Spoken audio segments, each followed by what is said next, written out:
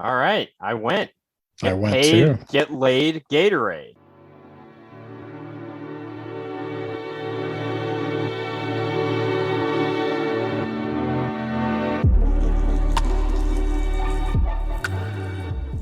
You can't stop me.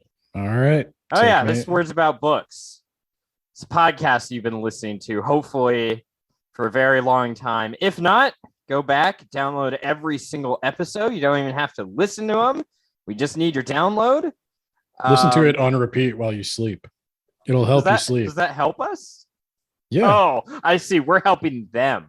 We're giving back to our fans. It also boosts our stats. Like, the advertisers don't care if you're listening to it while you sleep. In fact, they might prefer that. That might be the ultimate subliminal advertising.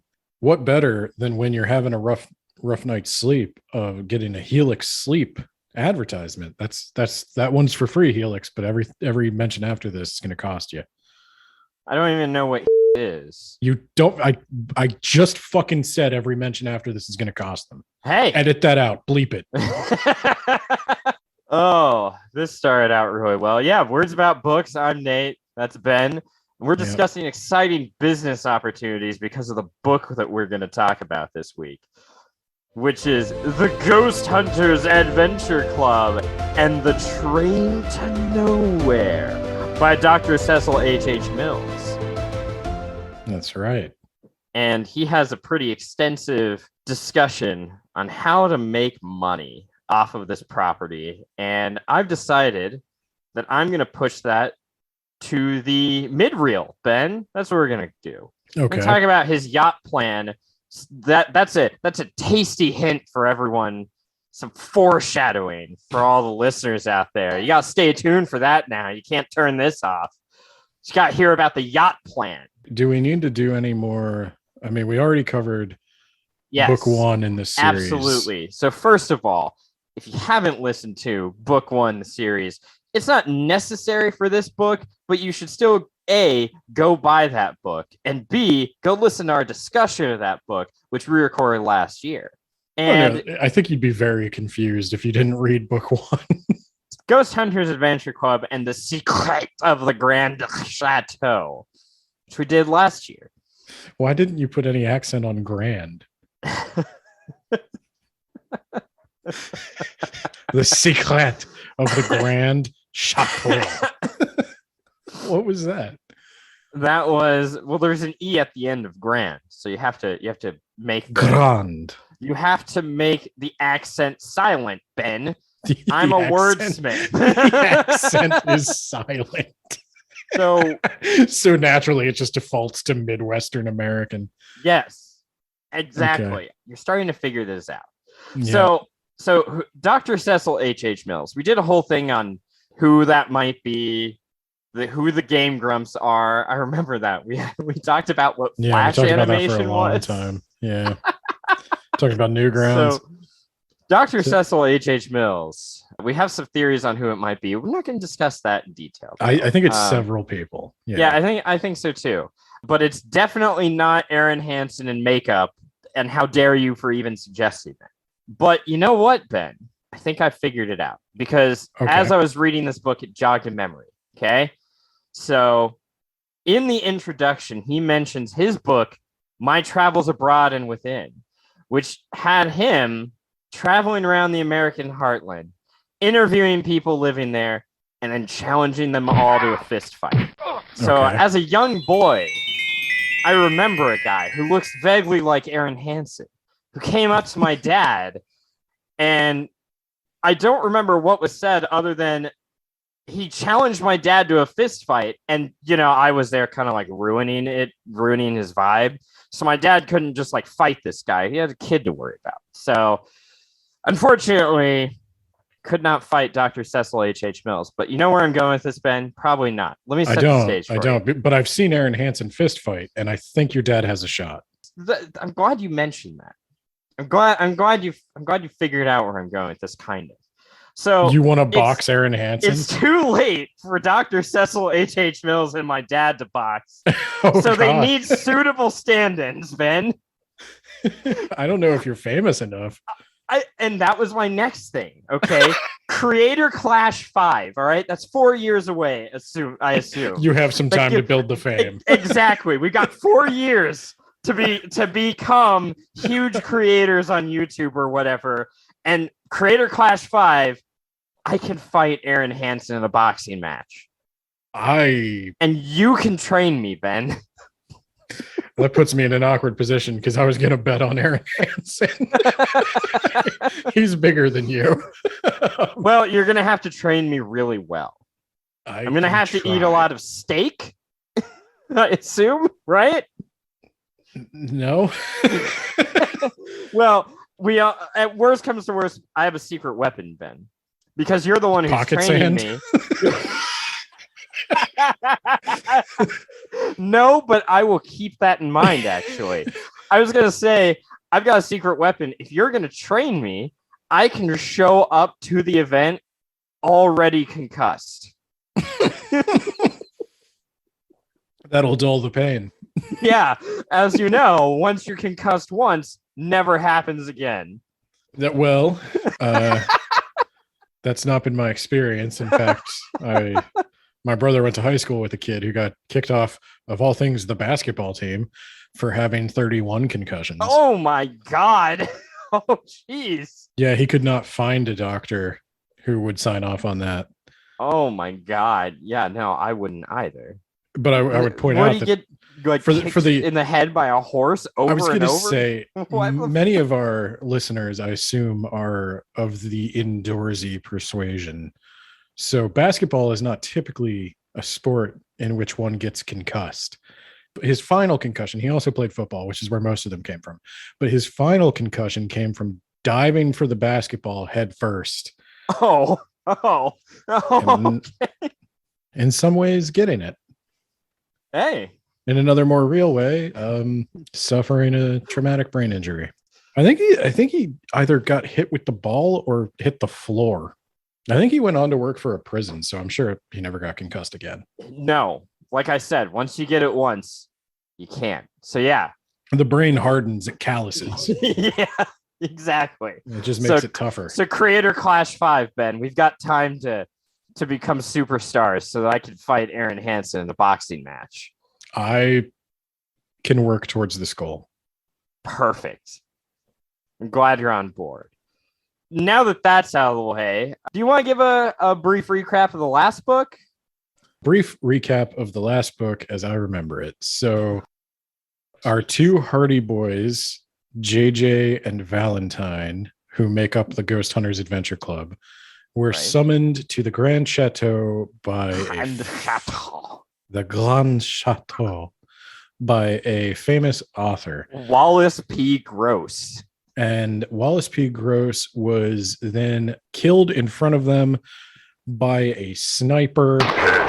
This led to them having to solve the final mystery of the Grand Chateau that Wallace P. Gross had been researching, I think, or something. And there was a treasure.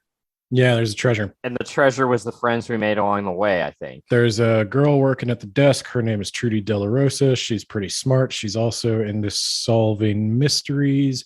They form a temporary alliance, which at the end winds up crystallizing into her joining the Ghost Hunters Adventure Club. The actual story itself is not that plot heavy. I mean, it's not really plot heavy. There are mysteries that can be solved. That was surprising to me, actually, but mostly it's humorous series of weird circumstances that closely mimic some of the better Game Grumps humor, and it wound up being one of our favorite books of the year. Yeah, for our end of the year podcast last year, go listen to that. We did a little awards thing, and I put my top 3. So if we ever get a trophy, we'll be carving Dr. Cecil H. Mills' name in there. Yep. Yeah. So I guess the real question is, can the Express Train to Nowhere live up to the award-winning hype that the Grand Chateau set up? Yeah. Is this going to get another inscription on the Words About Books trophy that doesn't yet exist? Also, it's worth mentioning that Dr. Cecil H. Mills did a YouTube video for the release of this book. He read the entirety of the last book. So you should go check that out and maybe tell him that I want to fight him or fight his nephew, I should say. Need to set the groundwork for the next 4 years. I disagree. I think you should fight Dr. Cecil H. Mills.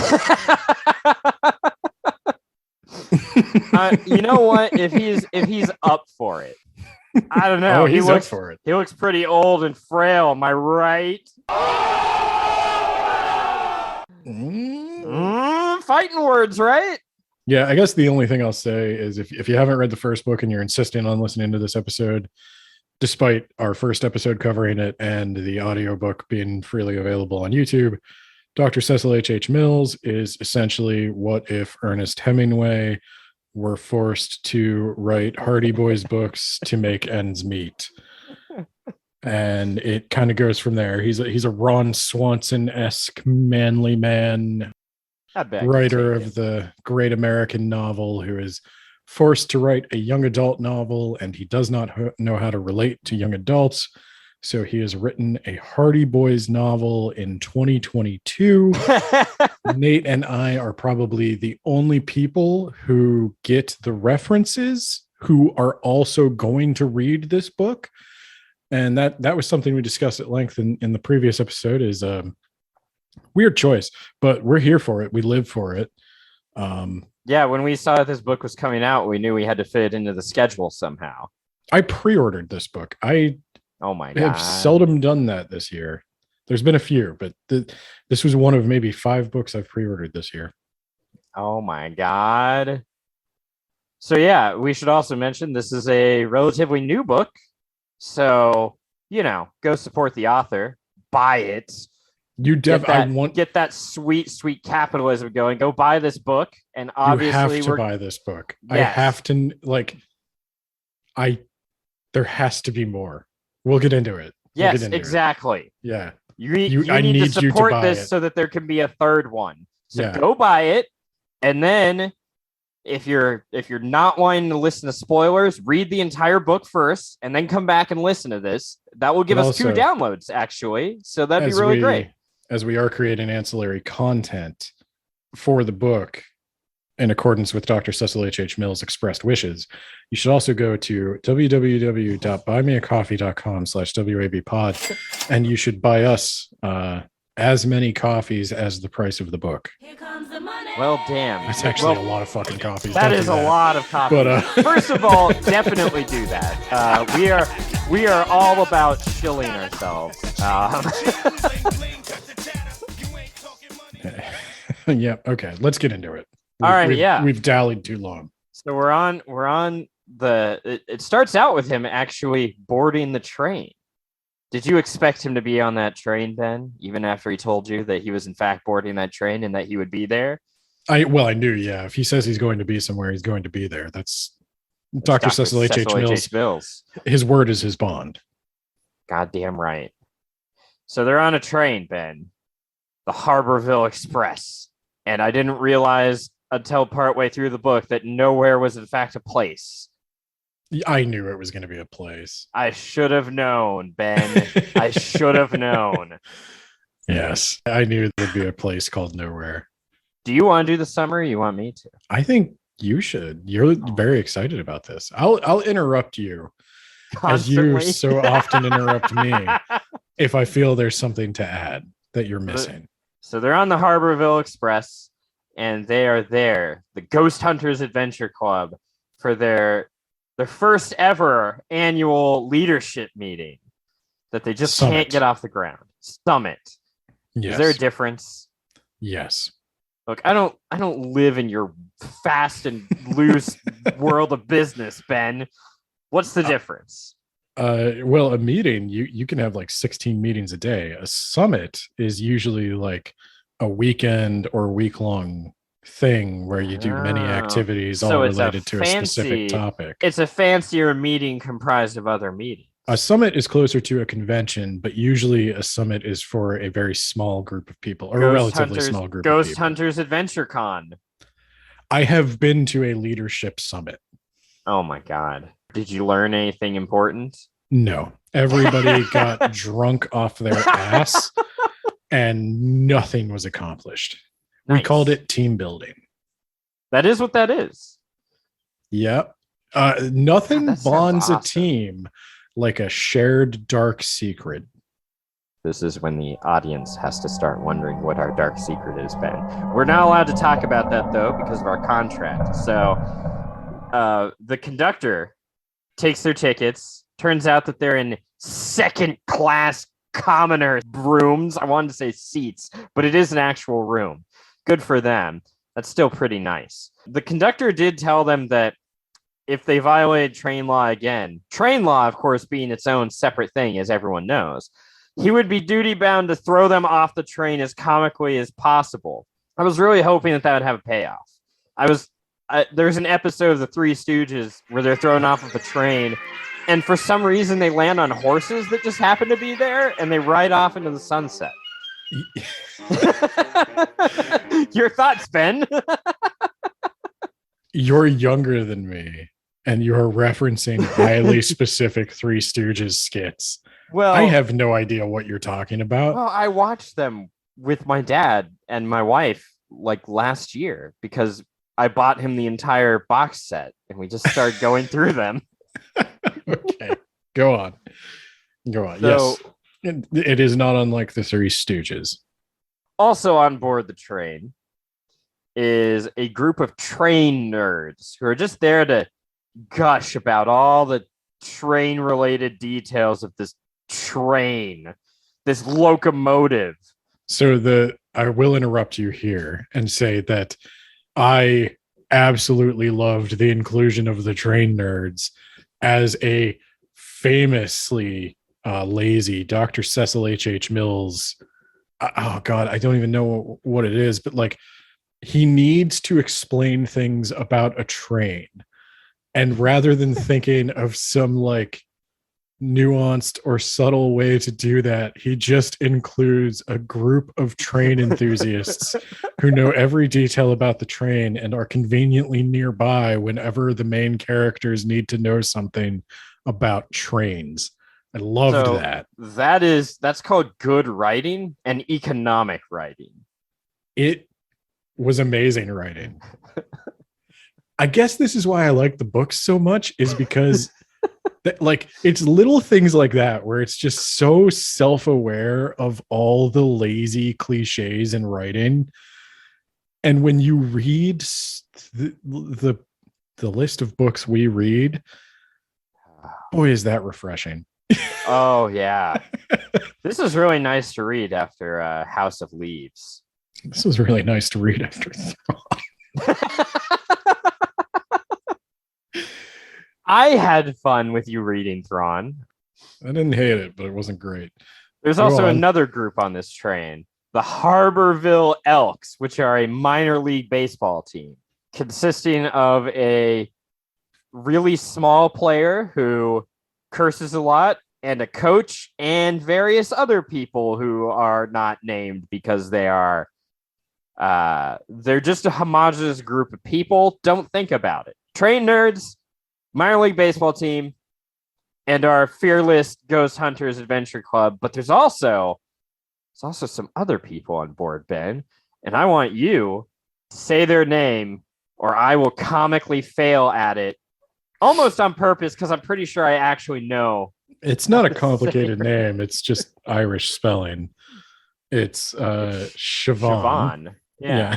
Yeah. Siobhan. It's Siobhan and her associate Luther Adeji, and I forgot her associate was, but yeah. and I forget what's her name. It's not Ruth. I wanted to say Ruth. It's oh no, because it should be Ruth. Rudith. It's Rudith. Yes, I don't know if that's a real name, but it sounds like a combination of Edith and Ruth. It should be a real name. It can be. It's your second daughter. There you go. So, oh God, no. No, I don't want to give birth to someone who will have Benjamin Button disease and age backwards. Siobhan knows that they're there and it has a past with them. And did you think that she would be the villain, Ben? Yeah, I mean, it's expressly stated she's the villain. I thought that would be a red herring, Ben. I was like, they're going so hard on this. I can't believe this will be her. So I also was somewhat spoiled by, oh God, what are they called? There was an audio clip released before the book came out, and in it was included a clue. And a group of internet sleuths, I believe their name is Daddy Cecil's Cupcake Sluts. What? Sorry, huh? Hang on, I'll look this up for you, but I'm pretty sure that's what they're called. The legendary team known as Daddy Cecil's Cupcake Puzzle Sluts put together the clues in our upload of book 1, and this is the prize. And the prize was the song. Every Ghost Hunters Adventure Club book is contractually obligated to have a theme song, and the theme song for this book was Siobhan's Waltz for Revenge. That's when I realized that she was the villain. Yeah, which shows Siobhan holding a knife and wearing a jacket with the Ghost Hunters Adventure Club logo X'd out in red. So I knew when I saw Siobhan, I had already seen the song and the video, and wow. I knew that it would be Siobhan. This. Wow. Yes. No, I thought so. She was there. She's a security consultant for the crown jewels, right? Of Cordelia, yes. Of Cordelia that were actually in the possession of the neutral Moldavik. It's really complicated, Ben. A lot of geopolitics. Yeah, Moldavik. Yeah, so there's 2 postage stamp-sized fictional European countries called Cordelia and neutral Moldavik. And JJ doesn't know where those are. He's an idiot. No, and that's a clever device because they're not real. So at least one character would need to know. What? Not at least real. One character would need that explained to him. So I'm pointing at them right now on the map, Ben. Oh, what's directly north and south of them? What's directly north and south of them? Belgium and Luxembourg. Oh, you're doing the Benelux play. Like, I don't know where those 3 countries are. I am Belgian, sir, as we have mentioned before on this podcast. And so is the detective that we will introduce soon. No, he's neutral Moldavikian. Aha! So you admit it's real. Okay. No. Caught you in a clever trap. So do you think that's a play on Poirot, though? Because Poirot is absolutely from 100%. Yeah. It turns out that he got these tickets. They were like comped so he could ride on the train, like the Ghost Hunters Adventure Club could ride only on these specific days. Yeah, they had aggressive blackout dates. Yeah. Literally every date except this one. And that's not suspicious at all. Not to JJ. No. Suspicious to everyone else. Valentine's also deadly afraid of Siobhan. And Luther, he only talks. He only talks when he has something to be said, Ben. Mm-hmm. That's important. That's important to his character. That will come up later. Yeah, I guess. Yeah, we can talk about that. Not one of the stronger jokes in the book, but I did enjoy it. So, yeah, Siobhan is pretending to make peace and is like, yeah, I'm in the security business now. I'm protecting these crown jewels, and I'm definitely not here to steal them and frame you guys for it. Why would you ever think that? Just because I hate you guys and you ruined my life? Yeah, so the Ghost Hunters Adventure Club has a storied past. We found that out in the first book, that JJ and Valentine committed several crimes, and now their juvenile records have been sealed, and they're trying to reinvent themselves as the Ghost Hunters Adventure Club. That's mentioned again, just for clarity, because it's a big part of this plot. They used to run with Siobhan, and they apparently betrayed her and left her. Question mark if they left her for dead. She says that, but like That seems dramatic, and I Siobhan is dramatic. Yeah, I think one of them, I think it was JJ, who said, "Was that really about us?" Because Left for Dead is pretty dramatic, and I can't imagine these boys leaving anyone for dead. I can, but I can't, Ben. Or maybe it's because I thought of JJ had his character growth in the last book when he saved what's her nuts from dying for the treasure. Yeah, he did. Yeah, Yeah, he did. character growth, Ben. He did have character growth. Then they gather in the dining car, I think, right? There's a piano is recital, and that's when she sings the song that made me realize, oh, she's not a red herring. She's gonna get him. you're overthinking these books, I think. But yeah, there's I'm the overthinking engine. these books because this book was written by the esteemed scholar Dr. Cecil H. Mills. Ben, Well, and dick. we'll get into that. There are some heady themes, but the Siobhan one, no, you're trying too hard to give her the benefit of the doubt. Yeah, because she never did anything wrong to me, Ben. But one of the things you need to understand, and this is also going to be important, is the political climate in the sub Benelux nation of neutral Moldavik is that they hate Cordelia, but the two countries have never gone to war. Instead, they just insult each other constantly. And the crown jewels of Cordelia are actually in the possession of neutral Moldavik, who take them around and show them off to show everybody that they have them because Cordelia lost them in a bet or from debt or something. So they are the Cordelian crown jewels, but they belong to neutral Moldavik. And soon, if she has her way, they'll belong to Siobhan. They go through a tunnel, Ben, and then, my God, and the briefcase that was attached to Rudith's wrist is gone. I think. Nope. No, you're right. The key is gone. There you and go. The jewels are gone. Yeah, it's open, and but the briefcase is still attached to her wrist. I know they just broke her goddamn wrist. Just snapped it like a twig. Yeah. The key is missing through their interactions. The Ghost Hunters Adventure Club, particularly Valentine, were the only other party that knew about the jewels being in the briefcase. It was all cleverly planned. Yes.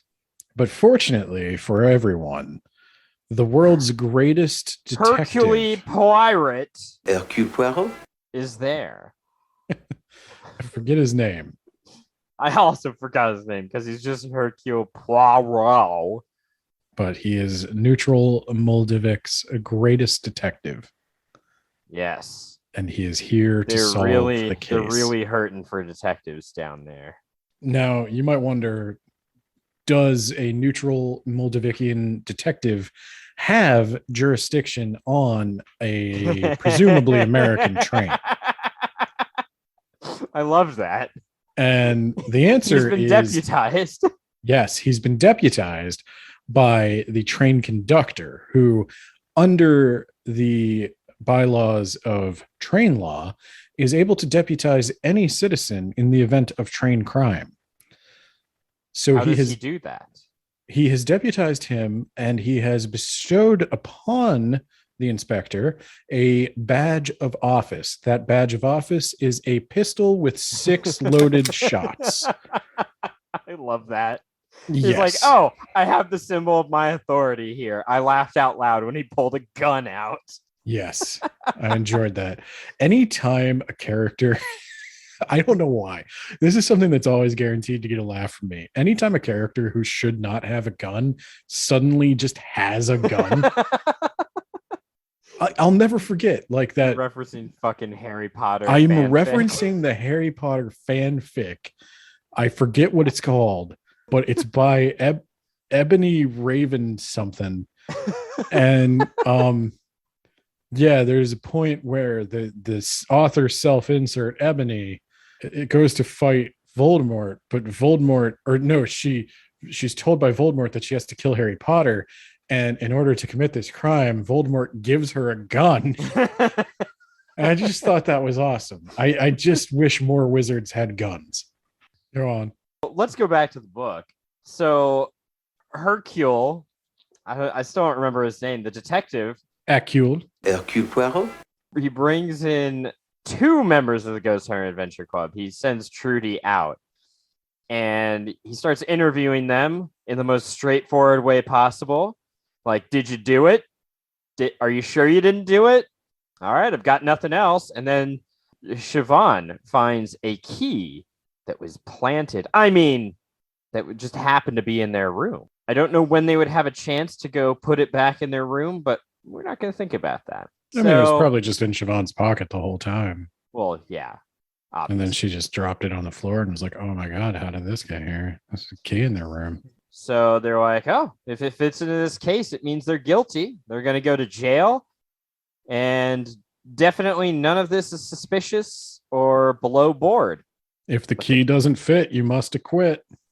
She says, as the key doesn't fit. She looks quite shocked because she, being an amazing detective herself, knew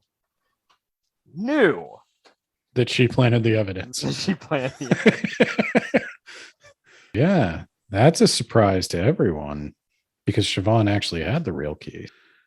Then the inspector concludes that, well, having a key is not a crime, and he sends the ghost hunters on their way. But he does split them from Trudy, as you said, sending Trudy to a first-class cabin. Yeah, that's pretty awesome. Free upgrade. Can we talk about how Siobhan talks? Sure. You jerk. I don't know why that makes me a jerk. Did you think it at all weird how Siobhan talks like some, I don't know, 1920s starlet? No. No, because you talk like that. Yes. I related to this. Yeah, it was totally normal to you. That's totally how kids talk. How do you do, fellow kids? What? The whole time I'm wondering, like, what? Because the technology in this is very non-specific. Few people pull out cell phones or anything. Yeah, but the train has been upgraded over time, Ben, and it no longer is on steam or coal. It's an electric train, Ben. It's a diesel electric train. Diesel electric, Ben. You know how much technology it takes to make diesel? I don't, but it must be a lot. You're clicking stuff now.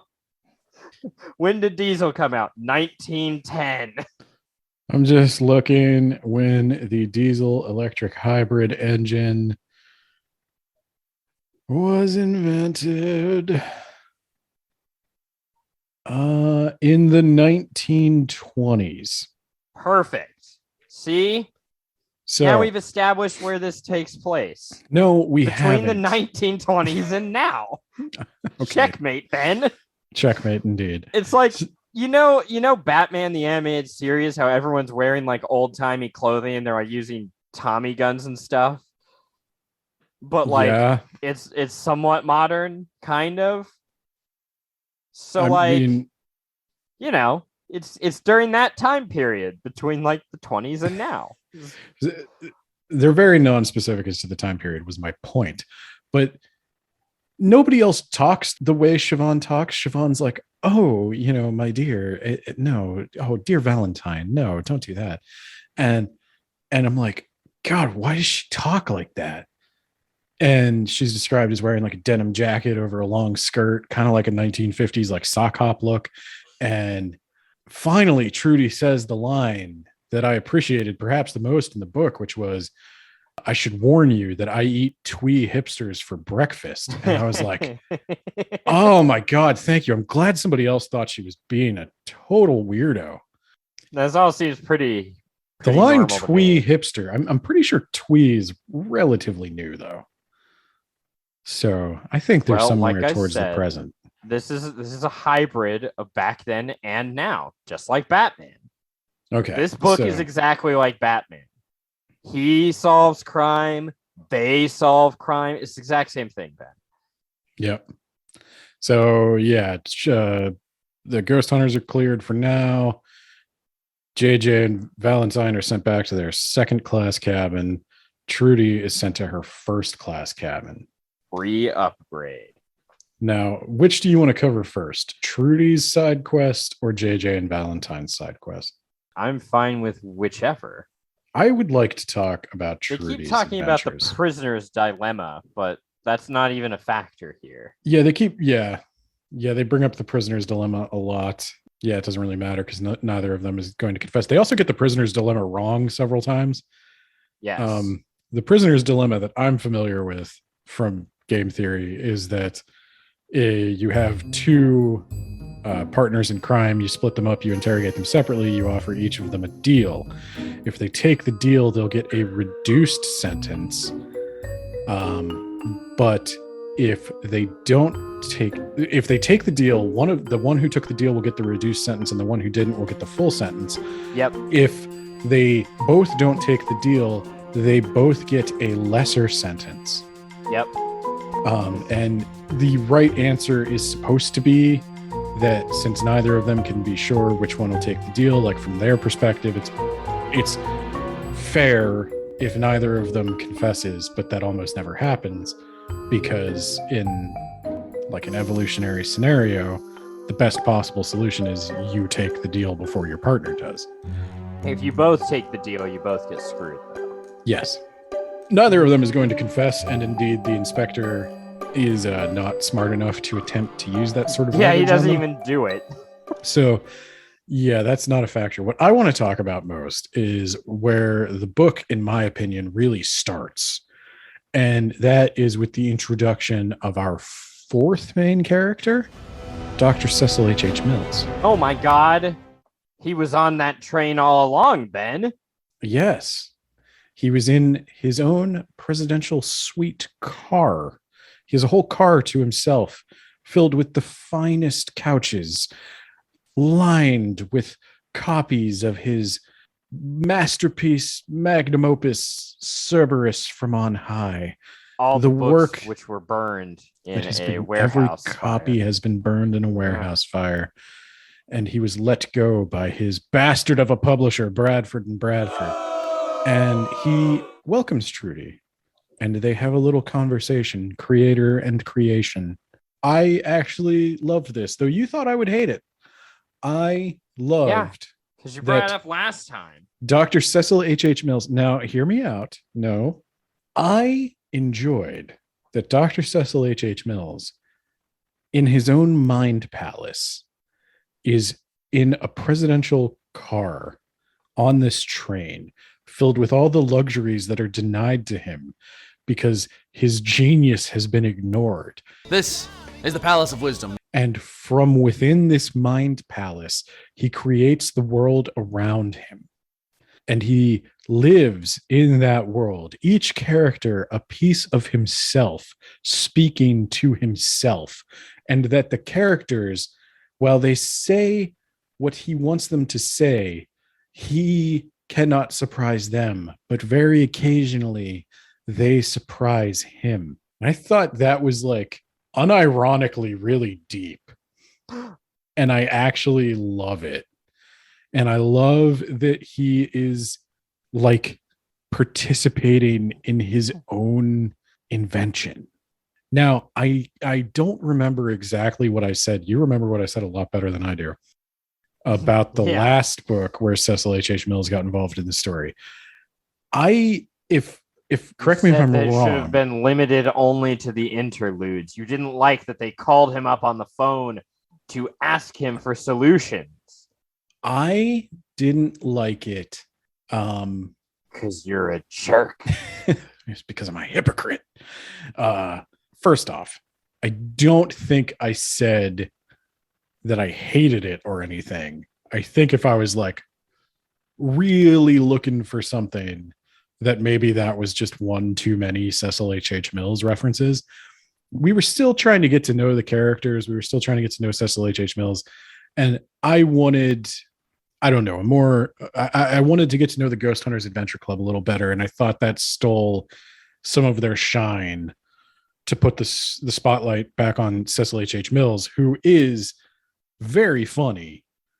But what I liked about this one maybe is that rather than like cracking a joke a minute, Dr. Cecil H. Mills, irascible Ernest Hemingway type, this Dr. Cecil H. Mills is vulnerable and jaded, whereas Trudy represents his innocence and purity and his love of storytelling. Sounds like you need to be writing a paper here, like a thesis. And I could write a thesis on this. I should re-enroll in college or university or wherever you get an advanced degree, as I will not get another bachelor's. I will not lower myself to that. And I should write a thesis on the literal death of the author. But like, okay, can I just say the thing I love most about the Ghost Hunters Adventure Club books is, like I said, they play with narrative device itself. This is written by people who actually seem to read a lot of novels, which we have said before. The Game Grumps are a video game channel. They're all about playing usually dumb video games and just sort of cracking improv jokes while they do it. And so for them to come out with this, like, I think surprisingly deep and well thought out, like, parody and satire of head up their own ass authors, I love it.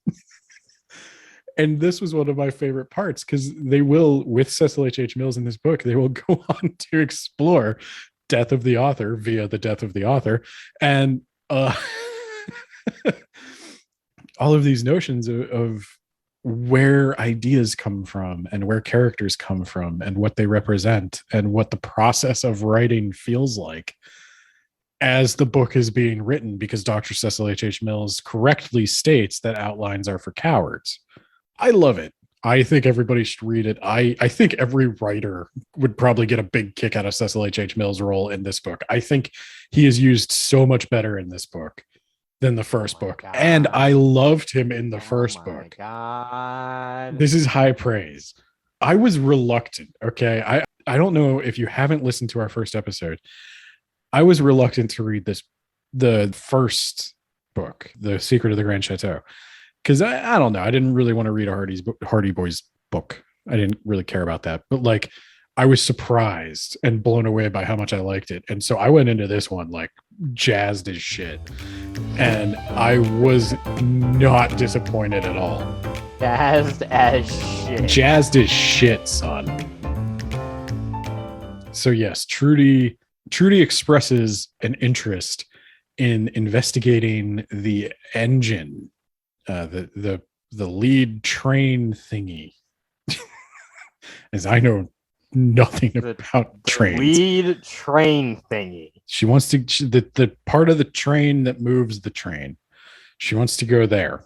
Okay. I'm a programmer. I don't venture. I don't know how the machines work. I just tell them what to do. Okay.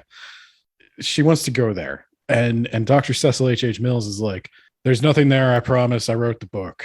And she's like, "I still think I should check it out." He's like, "Do you know how much research I had to do for this goddamn book? Do you know how boring train research is?"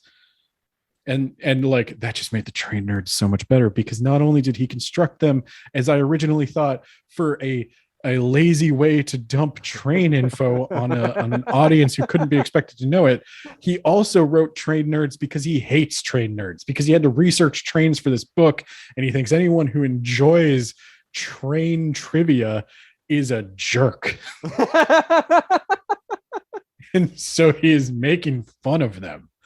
And I loved that. And so Trudy's like, "I need to go to the engine." So he's like, "Fine, but don't expect it to be well described." And then not. and then Trudy goes to the train car, and one of the greatest lines in the book is dropped, and that is, she went to the engine. It looked exactly as you would expect an engine to look. I like that a lot. That was one of the times I laughed out loud. And the icing on the cake is the engineer is a woman who was just sparked into existence, and she is aware of the fact that she was ripped out of a blissful nirvana-like non-existence to suddenly exist in this world as an engineer, and she has all these problems and depression and thoughts and struggles, and it's so much. And like, why did Trudy inflict this upon her? Why did she do this? And she doesn't even have a name. Her name is Engineer because Cecil H. Mills didn't care. and we're speaking to her. We're speaking to Cecil H. Mills through her. She is giving us Cecil H. Mills. She's aware of him. She's aware that he controls her, and he is puppeteering her, but she is also like separating from him. And it's surprisingly deep shit. Oh my God, Ben. Dude. Are you not with me on this? Oh my God. Do you not think it's deep? Oh my God, Ben. I'm just here for some detective related hijinks. I need you to reel it back in. All the way back in. Do you not think this is worthy of a douche philosophy corner? We haven't done one in a very long time, and I did not think this was going to be the book that brought it back. That is incorrect. We talked about House of Leaves. Oh Okay. yeah, we did. We did. We had an entire douche. That was a reluctant podcast. douche philosophy corner. And there were so many corners because they just kept spawning. It's a fractal douche philosopher. Oh God. A Fibonacci sequence of douchery. That needs to go on my autobiography. That's the title of my autobiography. Okay. You could take back over then. Oh my God. Yeah, her tools materialize into existence and also have been stolen. That will become important later. She do anything else? She talks to Siobhan, who tries to turn her against the boys, but Trudy does not, in fact. Trudy gets a file. They're sealed juvenile criminal records. And she finds out that J.J. Watts is not his real name. Shocker. Who would have thought?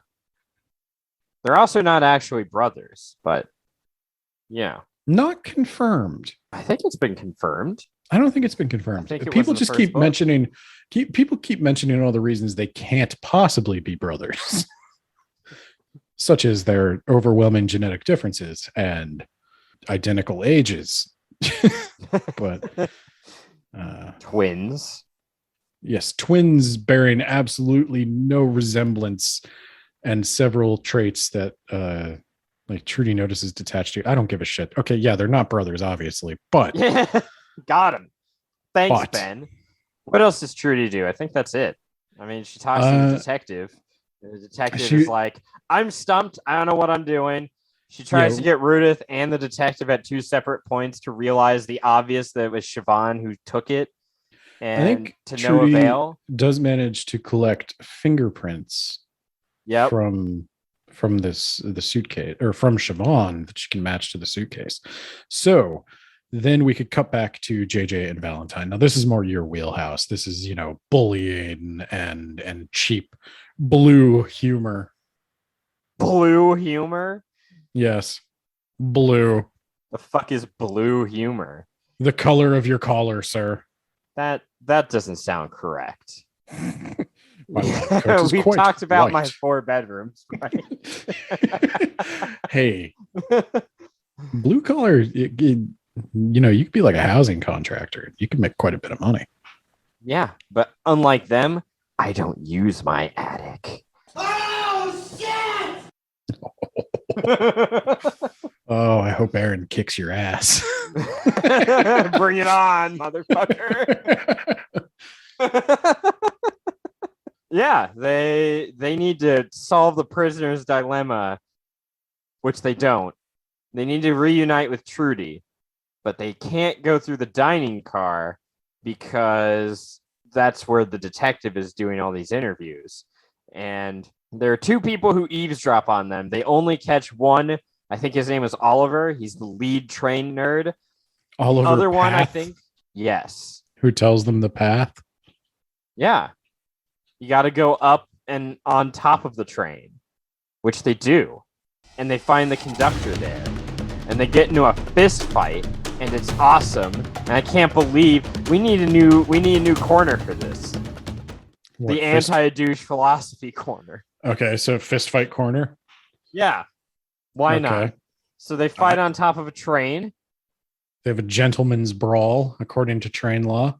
and then the train, shit, what happens? Derails, right? It No, the stops. emergency brake. Yeah, Yeah.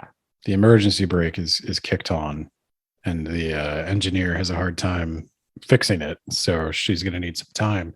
So they wind up stopped in absolutely nowhere. Yes, the dead salt mining town of Lake Nowhere. Okay, not quite where we need to be yet. So they go into the salt mine.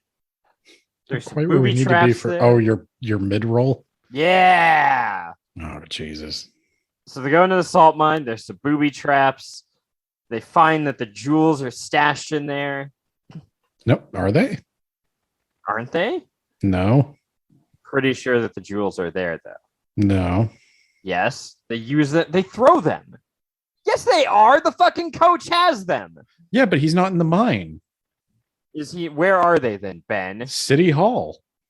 The town hall. Really? Yes. Why are there traps in town hall? I don't think there are. I feel like you're wrong, but let me Go look it up. They're in town hall. Yeah, I am. 6.5 hours later. They go into the town hall and then they realize somebody else is in there and then they pretend to leave. And then they walk out and then it like cuts back to Trudy or something. 1 minute, 37 seconds later. And there are snakes that are dropped that are dead. Yeah.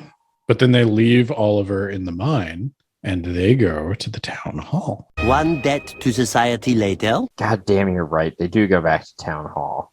Yep. Well, when you're fine. editing this, I want you to make sure you give me the due credit that you would have given yourself. Nope, I'm gonna with cut all this all fancy that special out. effects. I'm gonna cut all that out where we talk about how I said that they went to town hall all along. They went into the salt mine and then they turned around. They went to town hall. That's the story I'm sticking to.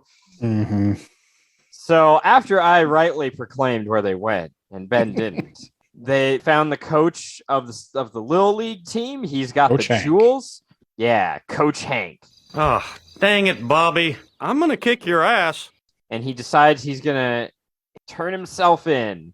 Meanwhile, Trudy's going through a very complicated series of deductions to come to the conclusion that the jewels could only have been stolen by Coach Hank. Yeah, they solved it without having to do that, though. Yeah, they solved it the Nate way. Yeah, Just walking face first into it. yeah. Hey, they got the jewels, right? And then the minor league team wants those jewels, and so does Siobhan, who throws knives that are just concealed all over her person.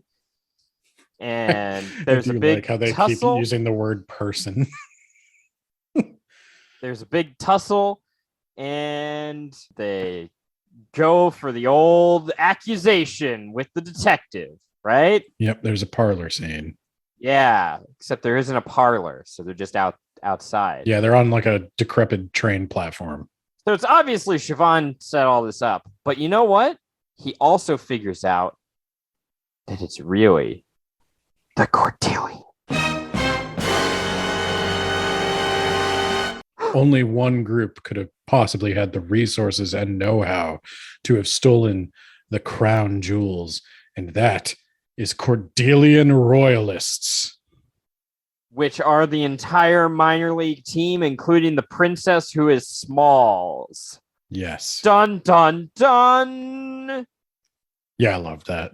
I actually really enjoyed that reveal. I was like, God damn it. That it was the the God inspector was damn right it. the whole time.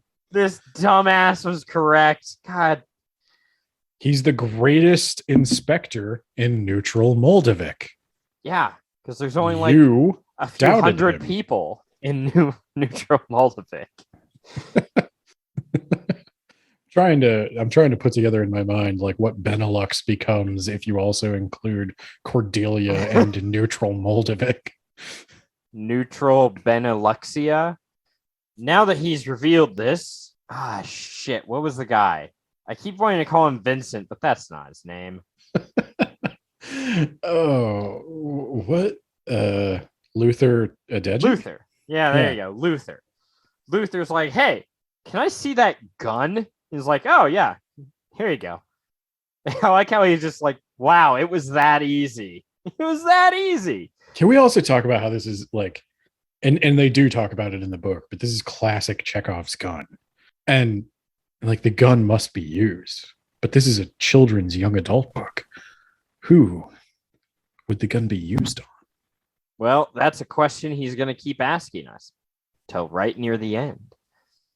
So he takes the princess hostage, he takes the jewels, and turns out those train nerds are also working with him and stole the engineering weapon or the engineering tools that they could use to bludgeon people to death if they attempt to stop Luther from getting away.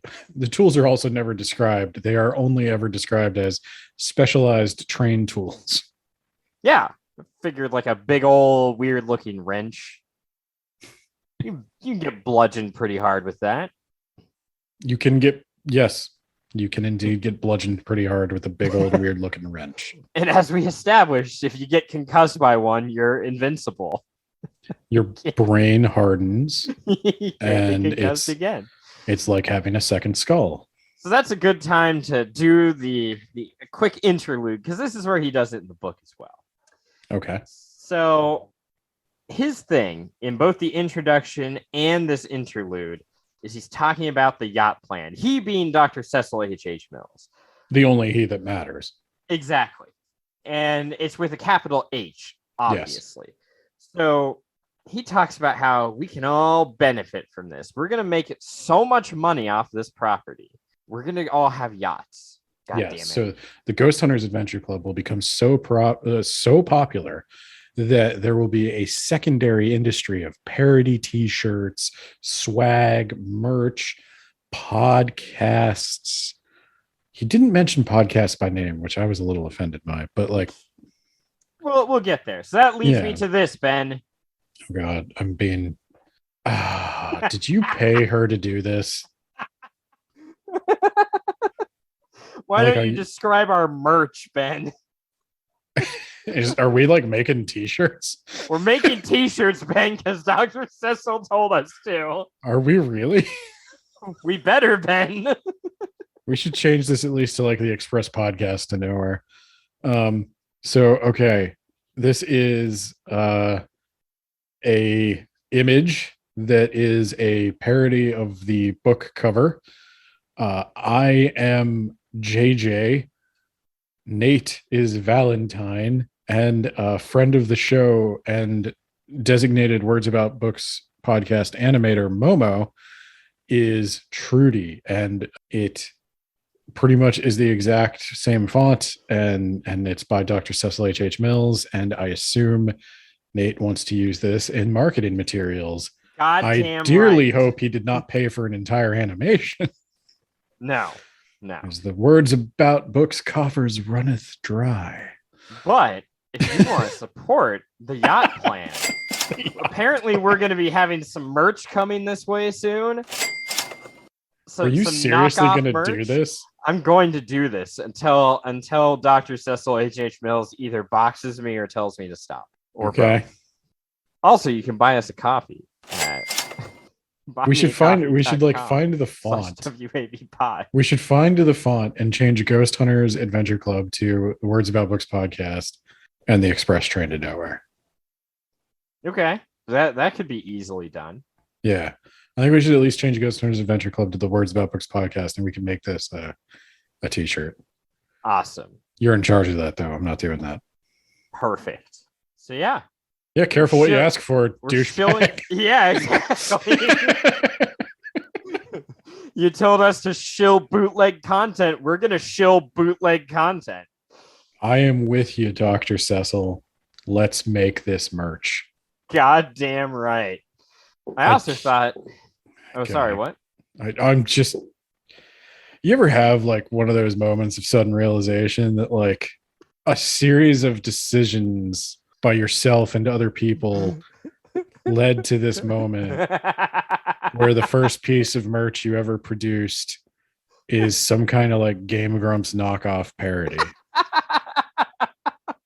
You're a 34-year-old man talking about a book written by the Game Grumps and their friends, I assume. And yeah, this is what you're doing. You're selling t-shirts about it. We missed our chance to do the intro. Hey, I'm Grump. No. Full stop. I don't know what else you're expecting here. Oh gosh. Also, which book do you like more? This book or the one before it? Ooh, I think I like this one more, but All right. I wouldn't like this one more if I hadn't read the first one. I'm going to agree with you, but in order to move merchandise, I mean, obviously, I wouldn't like this one more if I hadn't read the first one. That was kind of a dumb thing to say. I wouldn't like this one as much as I do if I hadn't read the first one. I agree with both statements. But in order to move merchandise, we have to start a flame war. So I think you're a dumb idiot, and the first book is far superior. The only way that the reader is going to know for sure is if they go buy both books and listen to both podcast episodes. And also buy us a coffee. This is the one episode where I'm going to let you say that as much as you want. Because it fits with the theme.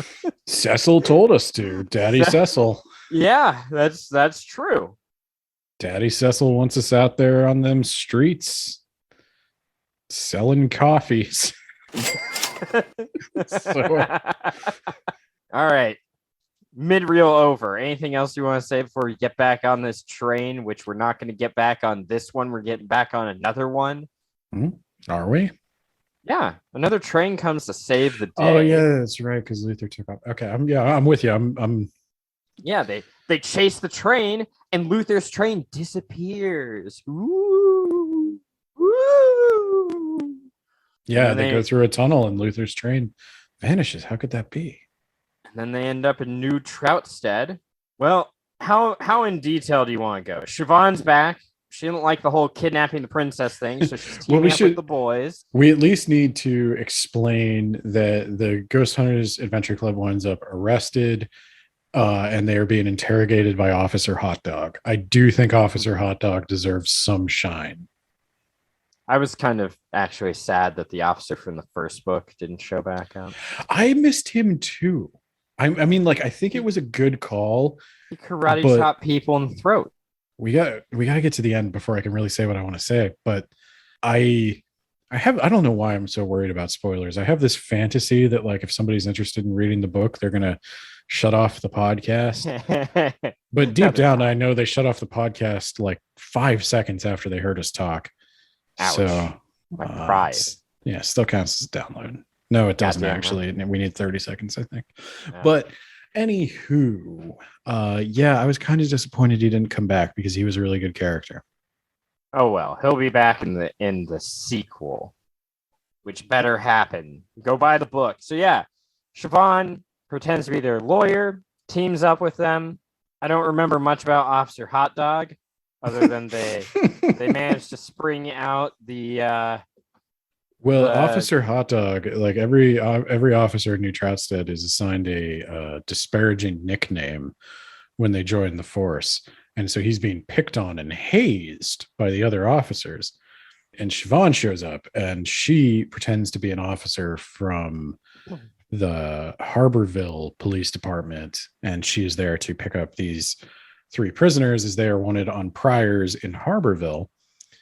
And she has to schmooze Officer Hot Dog. And one of the ways she does that is by informing him that his office bully once had a nickname and that his embarrassing nickname was Officer Jim Short's Boner. Well, actually, she has to schmooze with him, but she talks to Officer Jim Short's Boner on the way out.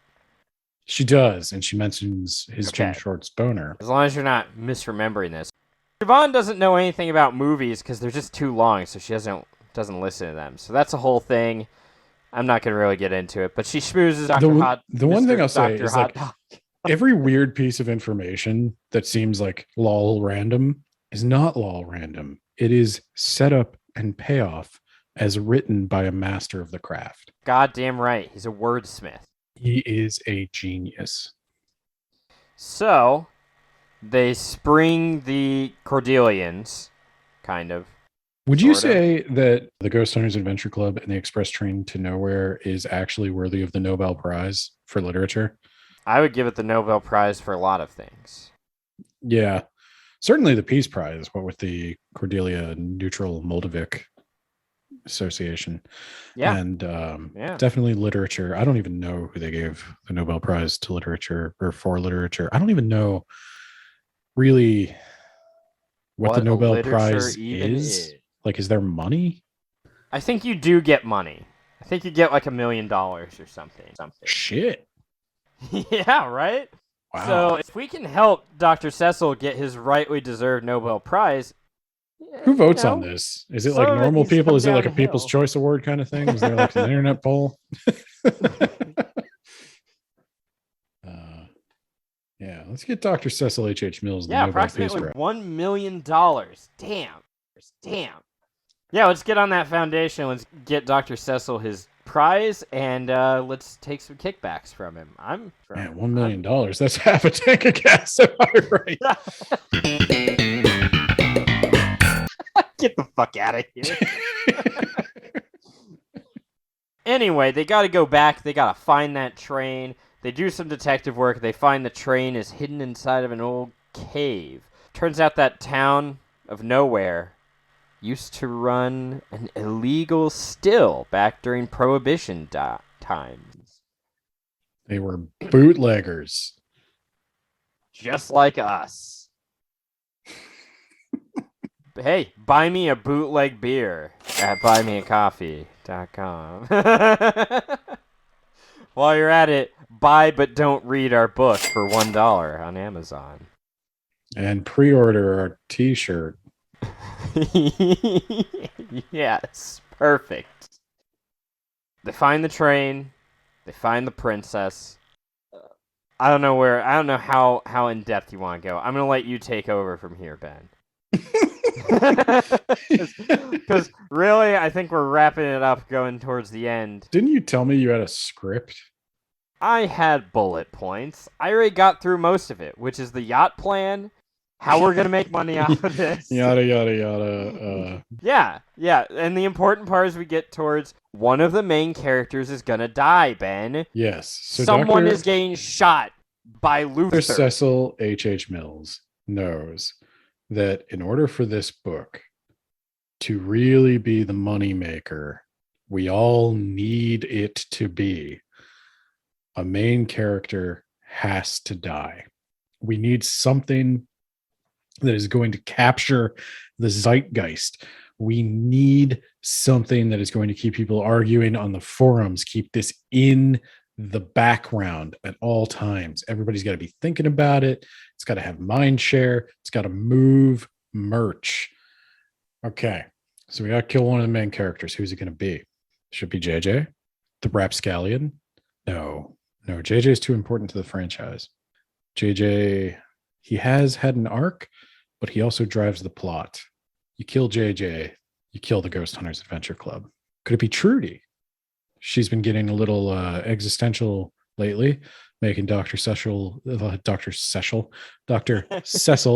question himself. She's come a little too close to self-actualization and breaking out of her tightly held character mold. But no, she still has more to do. Doesn't feel right. That leaves Valentine. He's the weakest of the group, but he's had something of an arc in this series. He knows that he needs to overcome his fear, and what better way to overcome his fear and to crystallize his having conquered it than to have him sacrifice himself for his friends.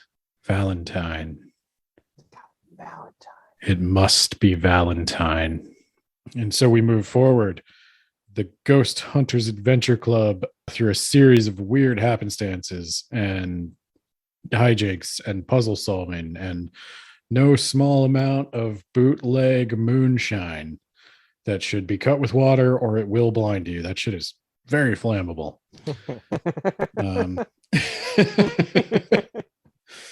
That's how you know it's the good shit, though. They wind up back on the train.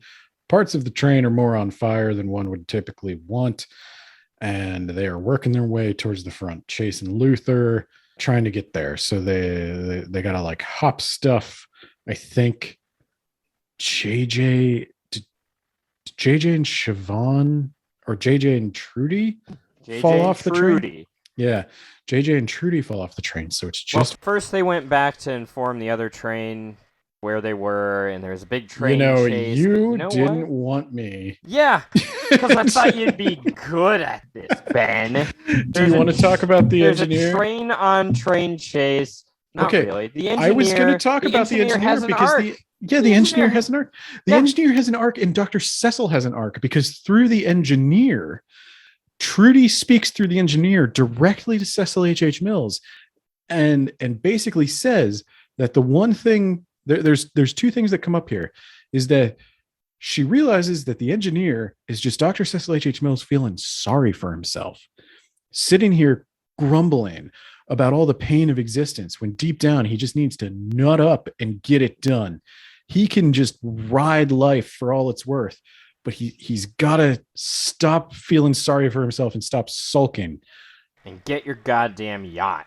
And second, Dr. Cecil H. Mills, this isn't just merchandise to him. This isn't just about the money. And deep down, he knows that. Because there's one thing Dr. Cecil H. Mills can't do. He can't not write a good story. No, that's you. You've never seen me and Dr. Cecil in the same room, so... The engineer begrudgingly helps them. She helps them get back to where their train is. That's how they come to be in the final sequence, which I skipped to because Nate didn't want me to cover the other part, but then he interrupted me because he wanted me to cover it. So, come on. Feel free. No. All right. To set the stage. The stage. So you've got Valentine. He's making his way towards the front of the car. All right. There's no more obstacles between his way. The train nerds have been dealt with. Go read the book if you want to know about how. It's not overall important because this is what's important. Valentine, going to the front. He's now in the presidential suite. He's one car away from Luther and the princess and Luther's gun. And there's Dr. Cecil H. Mills, Ben. And Dr. Cecil looks at Valentine, his sacrifice, his yacht plan, and Dr. Cecil, he breaks. He can't do it. He begs Valentine not to go. Says there's another way. There has to be another way. Valentine, you don't want what's in that train car. But Valentine's like, no, I have to do it for my friends. And Cecil is like, damn you, Valentine. How dare you grow on me? How dare you? And they go back and forth, and Dr. Cecil does everything in his power to stop Valentine. Dr. Cecil realizes now that these characters aren't just pawns. They're not just pawns in a money-making scheme. This isn't about the yacht. This is about the story. Valentine represents a part of himself that he's not ready to let go of. He is not ready for Valentine to die because Valentine has so much more to do. There's so much potential here. And Valentine ignores Cecil and storms to the front, thus surprising Dr. Cecil H. Mills. And Luther goes to level the gun. And he pulls the trigger. And it goes bang. And a projectile is launched at great speed towards Valentine's body. Am I not capturing the suspense? And then out of nowhere comes a middle-aged man. It's Dr. Cecil. He takes the bullet, it pierces his heart, and then he falls out of the side of the train off of a bridge down towards the rushing river below. And the rest of the story is hastily told via his screams. I really wish one of us had the audiobook to see if they tried to do that. The audiobook isn't out yet, Ben. Oh, shit. Yeah, or else That's I would have awesome. gotten that. Yeah, because I would really like to know how they do that, because canonically, Dr. Cecil H. Mills is dead, but also narrating the book. So he tells us to imagine that the rest of the book is shouted to us by the dying Dr. Cecil as he plunges towards the river. And there's a lot of book left, so it's a long death scene. And then some of the book needs to be told to us by his like dead corpse as it's floating down the river. Yeah. So they saved the day. Dr. Cecil was the hero that we needed. Dr. Not the one we Cecil, deserve. like Odin, sacrificed himself to himself upon the branches of Yggdrasil. So yeah, that was the book. Well, yeah, the Ghost Hunters Adventure Club. They It all clear their wraps up. name. Siobhan gets the jewels. Siobhan gets the jewels, and there's a little romantic tension between her and Valentine at the end. I'd ship it. I am shipping it. First of all, if we ship it, that means more merch because we could make fanfics. Second of all, Dr. Cecil, I'm willing to write an alternate reality where Valentine does die. I think the kids are really into multiverses these days for some reason. I think Disney made that a popular thing. So The multiverse of badness. Yeah, we're willing to write really awful knockoff fan fiction. We can't write any other kind, actually. They don't have to know that, Ben. Valentine and Siobhan. I think it's got legs. So does Siobhan. Yeah. How old are they? They're of Old age. enough. Yeah. They're 18. Okay. Minimum. Yeah, minimum. All right. So that was the book, and I need to real quick plug if you're listening to this after December 2022. The final episode of this year is going to have an awards ceremony, just like the one last year, which you should also go listen to. And maybe this book is in there. Maybe this book is in the top 3. Maybe this book is number 1 this year. I don't know. You have to go check it out once it comes out. Anyway, Ben, tell me about your final thoughts or whatever it is you're doing. Well, first off, that's not, the end of the book. It might as well be the end of the book. No, because there's a really important part you're not talking about that it must be discussed. And I've actually been waiting the whole episode to discuss it. All right. Let's talk about your weird slash fic. No, I'm gonna read this to you. This is from the epilogue of the book. Oh yes. Your favorite part. Yes, I come to the bad news. It is with a heavy heart that I say that the novel you hold in your hands is the very last novel of the Ghost Hunters Adventure Club series. Now, far be it from me to cut myself off from a promising revenue stream, but my actions in the last few chapters were weak, embarrassing, and foretelling of questions about the human condition that require deeper self-reflection. I could explore those questions, sure. I could spend more time in this universe to better understand my feelings about these characters and what drove me to sacrifice myself for their safety. That would probably lead me down a road of self-actualization towards understanding why I'm here on this earth. I would become a better person. Or here's an interesting idea. I could just end the series here and avoid that hard work altogether. The choice seems easy. Is this the last Ghost Hunters Adventure Club series? It is the last one in the same way that our episode of House of Leaves Part 3 was the last episode of this podcast. Let me read you another bit from the letters at the end. These are letters written to Dr. Cecil from various children and a 33-year-old man named Vernon. The one I would like to draw attention to is the one from a 33-year-old man named Vernon. Interesting. I feel like I know of a Vernon, but continue.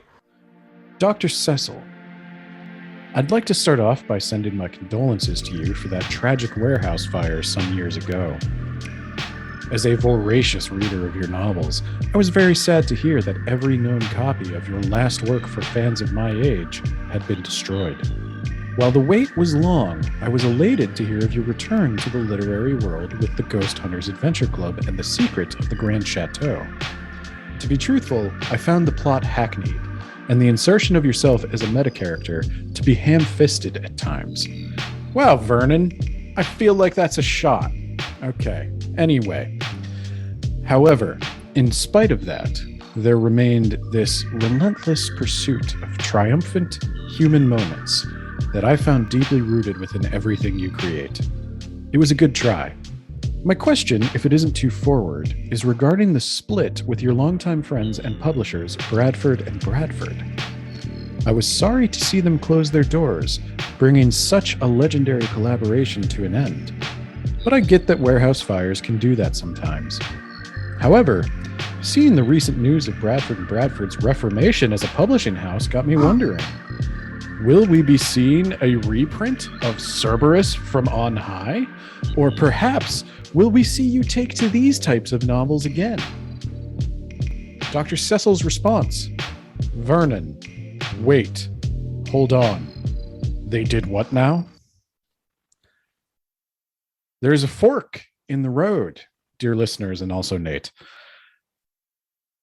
Will we get another Ghost Hunters Adventure Club further exploring the nuances, the personalities, the moral implications of the actions of Dr. Cecil H. Mills and the characters of Valentine, Trudy, and JJ? Or and perhaps, will we get the legendary republishing of Cerberus from On High? Will Bradford and Bradford surface as an in-universe publisher of future Game Grumps novels? Will we get a Dr. Cecil H. Mills adult fiction novel totally unrelated to either Cerberus or the Ghost Hunters Adventure Club? I honestly don't know where they're going. Do you think that's just a decoy like what we did? Yes. You 100%, Ben. I'm 100% sure there is just going to be another Ghost Hunters Adventure Club novel. They're not teasing anything else coming. Yes. I don't know. I remain. I don't know. I do. I remain erect for future Game Grumps novels. No, I kind of don't know what I want to see. I mean, obviously, I want to. Yeah, I want more content. no, Keep giving God, me more. No. More. Unironically, I want another Ghost Hunters Adventure Club. Also, unironically, I kind of want this universe expanded a little. Oh my God, they're gonna have the Avengers after like 6 more books. Here's the thing. I don't know who writes these. I suspect it's a team effort. Dr. Cecil H. Mills. Yes, Dr. Cecil H. Duh. But how many people live inside his head? And depending on that, I don't know. But I can tell from reading this that whoever is doing this, they're actually interested in, fiction novels and writing and that sweet money you get from books. It's a booming industry now. Well, and even that, Trudy mentions in the novel, there's easier ways to make money than writing a book. If it was just about the money, you wouldn't be doing this. What a fool. The meta-ness of it, the character development, I unironically think that the character development of Cecil H. Mills through their multimedia project that is creating him, like acting him in the YouTube stuff, and then writing him, it's a good character. Like, I actually think I've said this before. Dr. Cecil H. Mills is probably my favorite thing the Game Grumps have ever done. And I'm not a huge Let's Play fan, so take that for what it's worth. But I've seen them catch a bunch of crap in the comments about the Dr. Cecil H. Mills thing, like, this marketing ploy isn't funny. When are you going to learn that? And it's like, Incorrect. this is the best thing they ever did. Incorrect, sir. you can- Or madam, you fool. Fuck right off with that shit. I love this. And I don't know. I don't know if they're finding an audience. I would guess since there's a second book, they did. And Yeah. I did read some reviews. Yeah, Us. it definitely seems to be us, because I did read some reviews of this book, and I saw some middling ones saying that they found it dragging at places and being like maybe okay not very funny. It's okay to be incorrect. I can see where you get that. And it was another thing where I didn't realize, or I didn't know, is it just that you and I read so many things both that we like and dislike, that we appreciate the, I don't know, to play into the book, the inside baseball references to writing. As a writer myself, Ben. as a book podcaster who reads like 50 to 100 books and short stories and novellas a year, and many of them are not ones I would read for my own pleasure. Do I have a unique perspective on this? I don't know. or a rare perspective, I guess. I don't know how many people really challenge themselves to read things they don't necessarily want to read. What? I'm not even criticizing that. Like, there's a finite number of hours in the day. This is how I choose to spend mine. I don't even necessarily recommend it. But oh my God, it does make Ghost Hunters Adventure Club a lot more enjoyable for whatever that's worth. I don't know. Do you think you'd get as big a kick out of this if you didn't do this podcast? Yeah, it's a great book. It's definitely your sense of humor. Yeah. But I think I'd probably get an even bigger kick out of it because I'm not reading shit like Ready Player 2. do we even need to discuss ratings? No, because that way they can tune in to the end of the year show when we present our awards. And maybe it's on there, maybe it's not. You have to find out. It's going to be on there. Anything else before I start plugging stuff? All right. So we've got a Twitter. It's at WABpod. We've got an Instagram. I think that's Words About Books Podcast. Mm-hmm. You run it.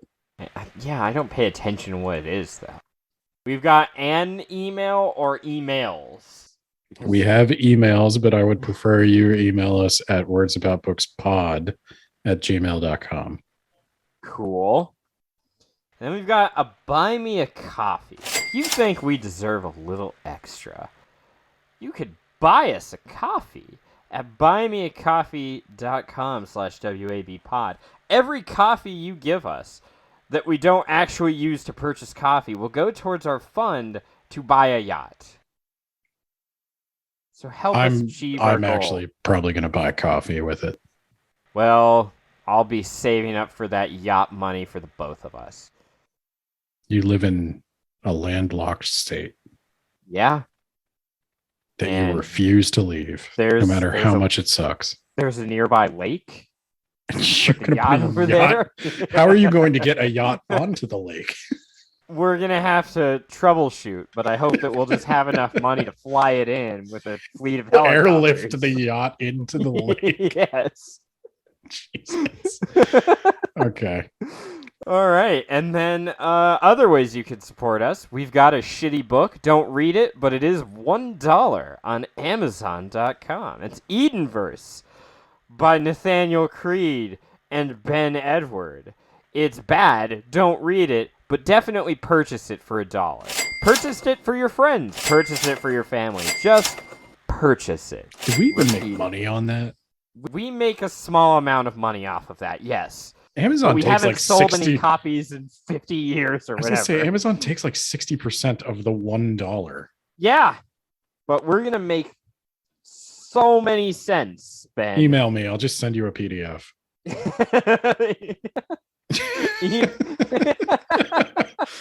For $1, Ben. They better PayPal you $1 or Venmo or whatever. All right. It used to be online for free, but then I screwed up the code to the website and I never bothered fixing it. It wasn't all online for free, Ben. Oh yeah, there were several bonus chapters, which were the Wanted unfinished more. chapters or chapters we couldn't make Wanted work. More of that. Yeah. Also, we're apparently going to be getting knockoff merch for the express train to nowhere. So buy some of that. Buy it as a shirt, or I don't know, a lunchbox. I don't know what we do, but we're going to do it. We're going to have knockoff merch on our website. Anything else? If you're listening to this in the future and we decide to actually get a Patreon, go support that too. Hey, honest question. If you're still here, hang on. I screwed up my mic stand. Honest question, would you hang out with us on a yacht? Because I need to have a party on the yacht and I don't know a lot of people, so Well, yeah, that's your desperation problem. I'll invite you to a yacht party once you help me purchase a yacht. Honest question. I'm floating this idea. If we did a Patreon, A, would you be interested? B, what do you want out of it? What is the words about books bonus material you are craving? And why is the answer more Thrawn and Lord of the Rings? Some ideas I've been floating. If anybody cares, if you're still listening, you're probably, my mom. Yeah, I was like, no one's listening. Yeah, no one's still listening. But yeah, some ideas I had are outtakes from the podcast. There are many that don't make it in that little portion after the beep. Possible Discord channel if there's enough people interested. Our own writing, or maybe an extra episode. Is it over? I think it's over. Thank Christ.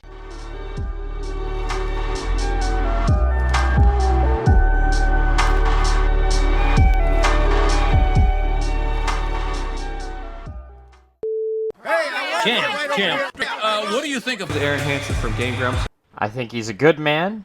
I like him. I got nothing against him, but I'm definitely going to make orphans of his children. They do have a mother, Champ. Yes, but I would imagine that she would die of grief. Yeah, the Witch King of Angmar shows up. Gandalf pulls out his strap and just starts blasting him. We're not fighting, Shy. We're discussing business opportunities. Your wife thinks we're fighting. I don't like it when you fight. This is not negotiable. You know, It was in the contract that you signed when we started this podcast that we were going to get yachts. Gandalf pulls out his AR-15. Saves Gondor from the Witch King. What now, liberals?